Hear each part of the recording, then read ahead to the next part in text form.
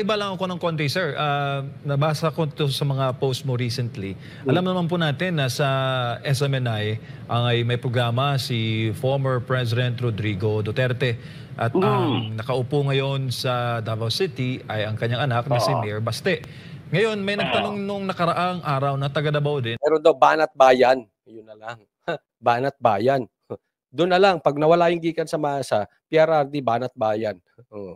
Ng Congresswoman at na parang sa pakiwari ko sa iyong post may epekto ito sa local politics sa Davao City. Ano bang pakiwari mo dito, sir?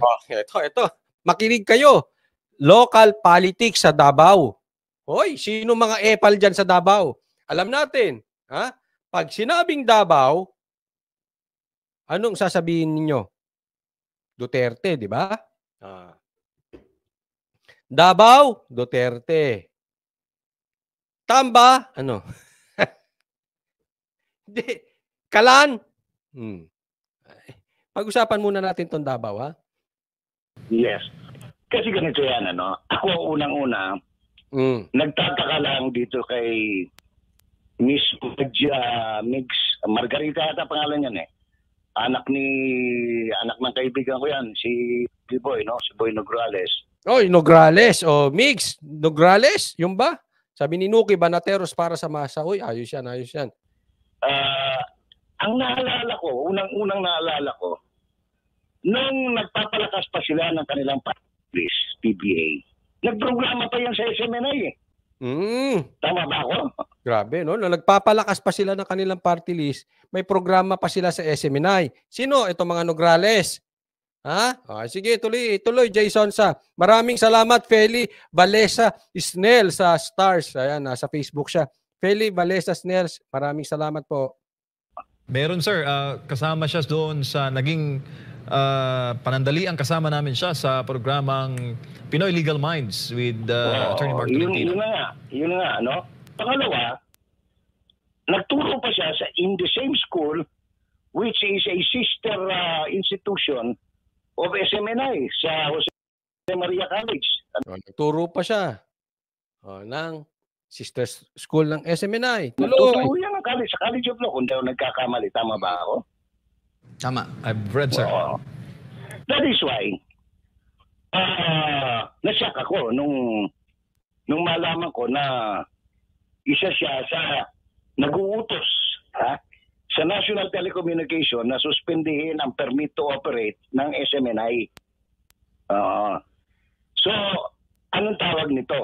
Traidor, hindi. Ngayon, ibig sabihin, napakinabangan niya ang SMNI, ngayon siya pang nagsusulong para soplakin ang SMNI. Ganun kasimple yun. Grabe ang mundo natin, ano? Kaya, kung ang SMNI ay natatraidor noong mga ibang nakinabang, makinig ka po sa akin, BP Sara, with all humility. Ang loyalty sa mga taong ito ay wala sa ibabaw. Ang priority nila, ang nasa ibabaw, pangarap. Basta may pangarap, walang kaibigan, walang loyalty, tablahan. Kung sabagay ako, hindi ako nagtataka sa ganyang pag-uugali, no? Kasi kilala ko yung pamilyang yan eh. Magmula sa lolo, sa tatay, sa mga tiyuhin. Matindi pala yung pamilya nila. Matindi yung pamilya. Kilala daw ni Jason. Sa tanong ko, ano ba yung pamilya nila? Parang sinasabi ni Jason sa rito. Tanong lang naman. Tama ba ako naintindi, Jason sa? Parang sinasabi mo na lahat sila hindi marunong tumingin sa walang loyalty sa kaibigan. Ganun ba, Jason sa? Hindi ko na-expound, no? Pero yung mga nakikinig siguro, lalo na yung mga taga-Davao, would know, kung saan klase kung sabihin ni siya pa, no offense man, kung saan klase mananap ni, no? So, hindi ko alam, Bisaya ata yung sinabi, no? Sa Davao daw, kilala yung pag-uugali nila. Ngayon, be that as it may, my inside information is talagang O sabi ni Pinoy News Files, Rep. Mix Nograles, boss po niya si Sandro Marcos. dudulugin nila yung istasyon kasi unang-una nandyan si Duterte. Nandiyan si Mayor Digong nagpo-programa. I do not know kung anong consideration, no? Whether it is money, whether the consideration, kasi ang nagbulong sa akin, talagang yan si Congresswoman Kimbo at saka yan si Congresswoman Nograles ang naatasan na anong tawag ito, hanapan ng butas yung franchise ng SMNI. Ayun. Si Nograles at si Kimbo, sila ang ngayon leader. Leader na butasan. Ay, ano ba yan? Jason Sa, mambabatas o mambubutas? Hanapan para i-discredit ang SMNI. Kung totoo yung sinasabi mo, Jason Sa, hindi mambabatas yun, mambubutas yun. Baka si kabutas. May mahirap yun. Naku, sila pala ang leader. So, kung susundan ko ang iyong sinasabi, Jason Sa, marami tayong aabangan sa dalawang babae na ito. Itong dalawang kongresista na ito. SMNI. That is why in the last hearing, nagsimula na silang questionin yung ibang transfer of shares, no? But I'm sure that sila Rolex would know better what to do, no? Dating mga kasamahan, no? Dating mga miyembro ng ano yan, ng franchise legal, anong tawag ito? Legislative Franchise Committee dyan sa mababang kapulungan, no? Ngayon, wala naman kasi ang ano dyan, yung iba nagbuwa 1+1 na kasi never nanalo ang mga Nograles sa Davao magmula sa kay Boy hanggang sa kung sino pang ano.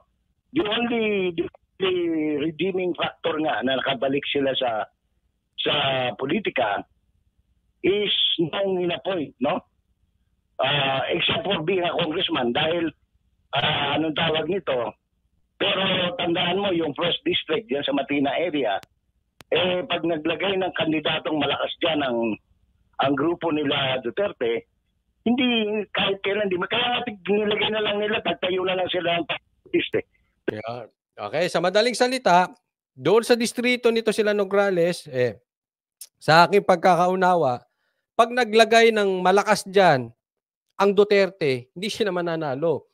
Kaya sila makabalik dahil sa party list. So in short, dapat ay parang dapat nagpapasalamat sa Duterte. Pero baligtad ang nangyayari. O tuloy. Dahil wala nang paglalagyan Dahil takot sila na pag tumakbo sila uli, wala na talagang mananalong Nograles, no?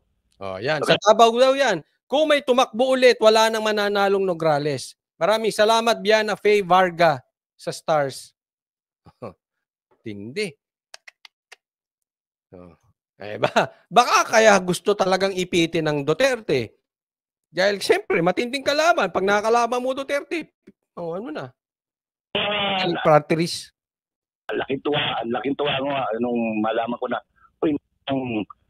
para wala ng gulo, wala ng political animosity, in-accommodate ni Mayor Digong si Carlo doon sa cabinet secretary, pagkatapos in-appoint sa civil service.